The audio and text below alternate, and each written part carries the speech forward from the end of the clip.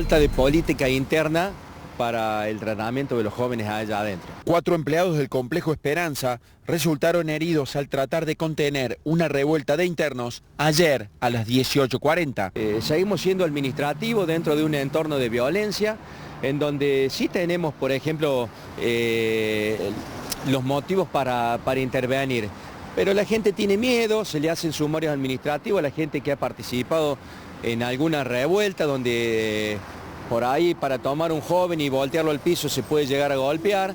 Entonces es muy incómodo, es muy incómodo. En este momento tenemos entre 65 y 80 chicos. Estoy hablando en el instituto más grande, que es el Nuevo Sol, donde subsisten los problemas. El complejo Esperanza tiene 4 institutos. Existen 70, 80 chicos para 7 guardias. O sea que yo te diría que prácticamente es imposible. Vos tenés que en cada sector hay un promedio de entre 10 y 12 y nosotros no hacemos seguridad únicamente donde abrís y cerrás una reja. Vos tenés que entrar para ver o controlar, y si estás solo frente a un sector en el momento que abrís una reja, se te abalanzan 10 o 12 chicos que no los podés contener. Bueno, ahí vienen los problemas.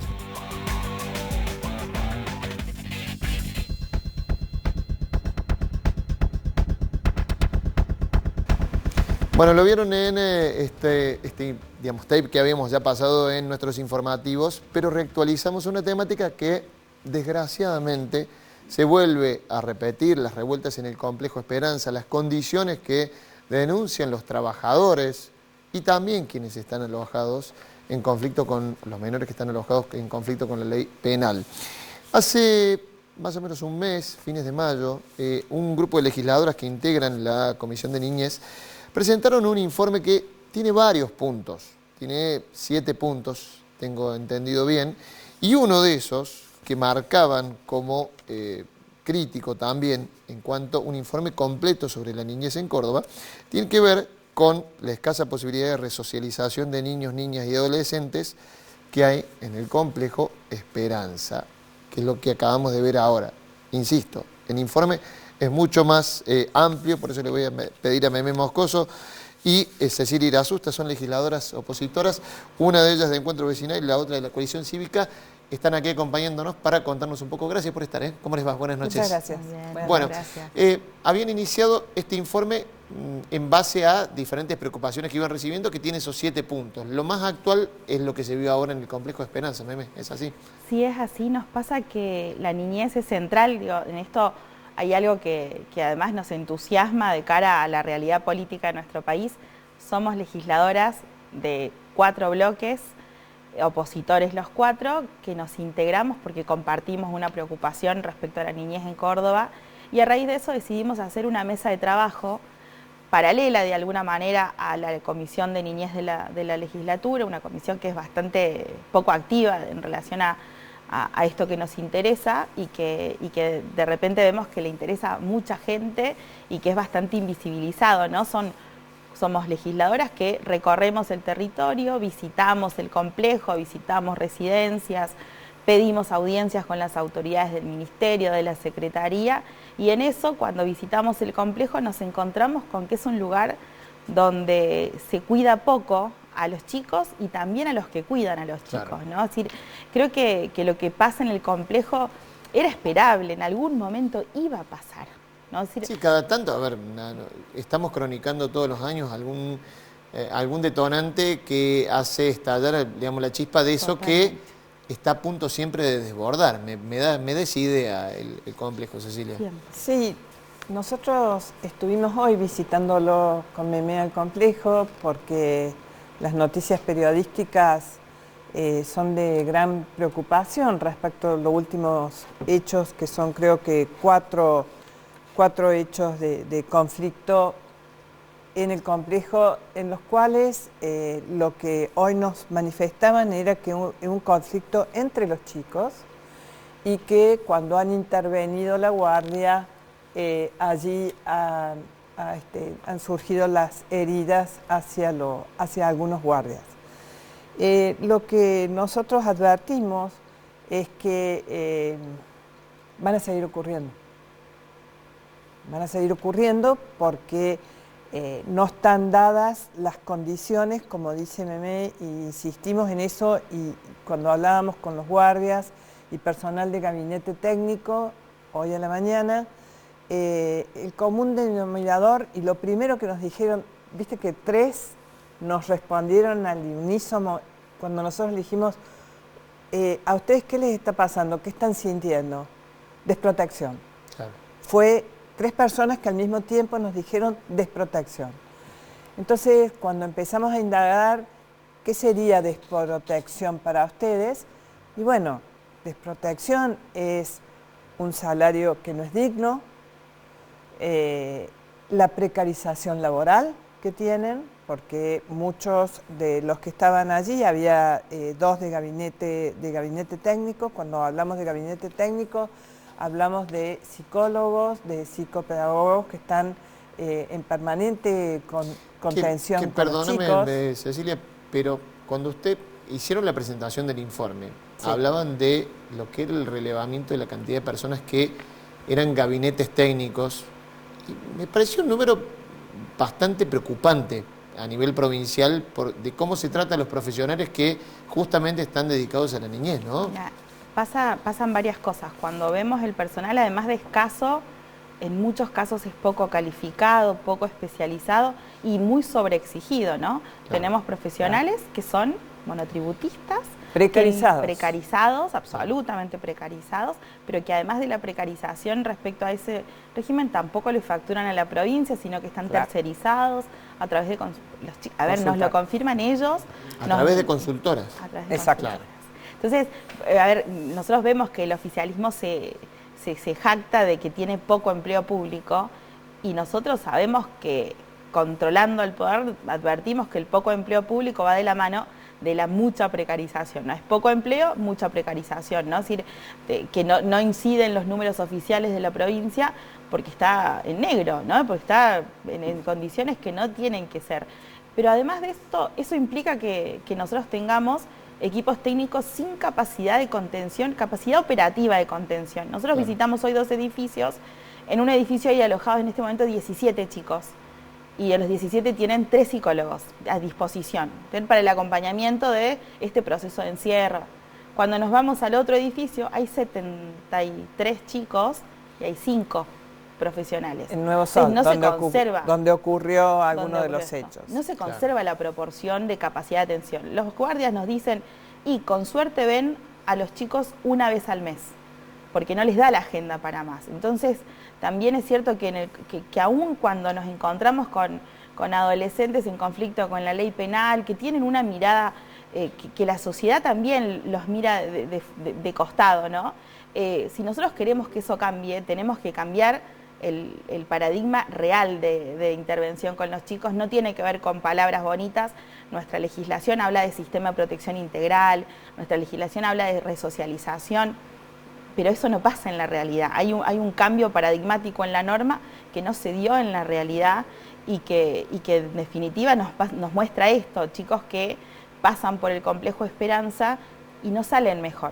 Es decir, y un objetivo debiera ser ese, ¿no? Es decir, devolver a la sociedad a estos chicos que están bajo medidas de seguridad, y que en ese momento nosotros tengamos la oportunidad, nosotros Estado, nosotros sociedad, tengamos la oportunidad de que esos chicos se encuentren con su proyecto de vida, se encuentren con oportunidades y no se encuentren con nuevas vulneraciones por parte del Estado. ¿Qué es lo que está pasando? Chicos, el lugar es una mugre, o sea, no encuentro expresión más. Lo concreto, a ver. Es tremendo, limpian ellos, los guardias limpian su parte, hacen lo que pueden porque no hay servicio de limpieza contratado en el complejo. En el único lugar que es servicio de limpieza es en el pabellón, digamos, que de educación, que es la escuela, que depende del Ministerio de Educación, y que, recuerdo en una visita anterior, en nuestro caso, yo es la tercera vez que voy al Complejo Esperanza haciendo un seguimiento de lo que está pasando, y no vemos ningún cambio. Entonces, cuando preguntamos directamente, porque hoy estuvo bueno, porque cuando decís no ves ningún cambio, pero sí se ve una evolución, hay más sobrepoblación, porque digo, también el detonante, o se controla eso. No. La población puede ser, depende, pero es más o menos estable. Bien. Entonces, hoy tuvimos la oportunidad de estar con la secretaria del CENAF, que estaba justamente en el complejo. Y bueno, una de las preguntas que le hicimos fue el gabinete técnico, porque ya en otras oportunidades habíamos ido y habíamos visto esta falencia. Entonces, yo vuelvo a preguntar eso. ¿Está perfecto? Y vemos que no. Entonces, no hay voluntad política de este gobierno de poner el foco en la niñez, y el Complejo Esperanza, como bien dijiste vos al comienzo, es una parte de nuestro informe, y quiero comentarles que este informe me llevó muchos meses armarlo, y que bueno, que podemos hablar también de las familias de acogida, Sí, que tienen un abandono tremendo. Para enumerar algunos de los... Yo dije que tiene 7 puntos, vamos, si quieren, viendo algunos, pero en primer lugar, el tema del personal. Claro, Digamos, el personal... El tema del personal que no solamente se lo ve cuando hablas de la situación específica del Complejo Esperanza, digamos. Exacto, Estás hablando entonces, eso es en forma general. A nivel provincial, sí. ¿qué notaron ahí? A nivel provincial vemos una falta de capacitación, personal, digamos que no precarizado e insuficiente, eso en general en todas las visitas que hemos hecho. También vemos una falta de coordinación entre los... Niñez atraviesa a varios temas, ¿no? O sea, estamos el Poder Judicial, CENAF, está la Defensoría del Niño, Niñas y Adolescentes también. Entonces... Cuando decís poca coordinación, a ver, de los ministerios... ¿Cómo se materializa eso? Mira, a veces hay cosas como que son muy evidentes, ¿no? Es decir, con educación. Un niño que está bajo medida excepcional, para que la gente entienda, la medida excepcional es la medida que toma la Secretaría de Niñez cuando retira a un niño del cuidado parental porque hay alguna vulneración de derechos. Ese niño a veces es alojado dentro de su entorno familiar ampliado, pero muchas otras se va con una familia de acogimiento o a una residencia de CENAF. Muchas veces eso implica que el chico pase mucho tiempo sin escolarización, claro, que no esté documentado, que salga de su centro de vida y que los derechos no le sean realizados de forma automática, digamos, ¿no? Y a veces eso es por falta de coordinación. Los chicos, vos sabés que el pase escolar es a través del ciudadano digital, y el ciudadano digital por lo general lo administran los progenitores. Entonces, si los papás están privados del cuidado parental, el cuidador del niño, la persona que asume en este momento su cuidado, no accede al ciudadano digital. No puede pedir el pase, no puede tramitar el boleto gratuito para llevar al chico a la escuela. Digo, hay muchas cosas que están a un clic de distancia, ¿no? Pero falta la voluntad política de que eso sea así. Desde esas cosas que son bastante pequeñas y que se van pero al caso que en la vida concreta traban un montón de cuestiones, ¿no? Nos ha pasado de conocer casos en el que esto se da con la cobertura de APROS. La cobertura de APROS está, pero niños que tienen problemas de altísima complejidad, APROS no los cubre. Entonces, la familia de acogimiento, que ya viene a solucionar un problema para el sistema, tiene que asumir a veces costos que no tiene condiciones para asumir. Y la CENAF está al margen de esta realidad, ¿no? Y muy lejos de poder acompañar a las familias de acogimiento y poder acompañar realmente que los chicos que estaban en una situación de vulnerabilidad no se vayan a una nueva situación de vulnerabilidad de otra característica. Ahora, bajo la responsabilidad del Estado, ya no de sus papás o de su entorno familiar directo, sino del Estado que lo retira de ahí, pero también vulnera sus derechos. Una de los puntos también que marcan, digo, falta de atención inmediata en situaciones de vulneración de derechos. Bueno, lo que nosotros hemos notado también en eso es que falta una escucha real ante los casos que van ocurriendo de parte de CENAF, que es, por ejemplo, una mamá, una abuela que tiene una dificultad con un nieto que quiere hacer una denuncia sobre un abuso. Bueno, tenemos un caso que empezó en noviembre y aún no está resuelto. Y la persona trató de hacer la denuncia en la escuela, en la CENAF, en el polo, hasta que llegó llegó a nosotras y nosotros pudimos, digamos, con cierta excepcionalidad, que se atienda el caso y que la denuncia sea correctamente hecha. Pero eso significa que no hay los teléfonos que supuestamente están activos, no lo están. Bueno, eso se marca con, o por lo menos se relaciona con otro punto que ustedes marcan, la desinversión. ¿Se nota desinversión? Claro. O sea, por más que, claro, digo, hay una masa de recursos destinada a eso, pero ¿se sí, nota?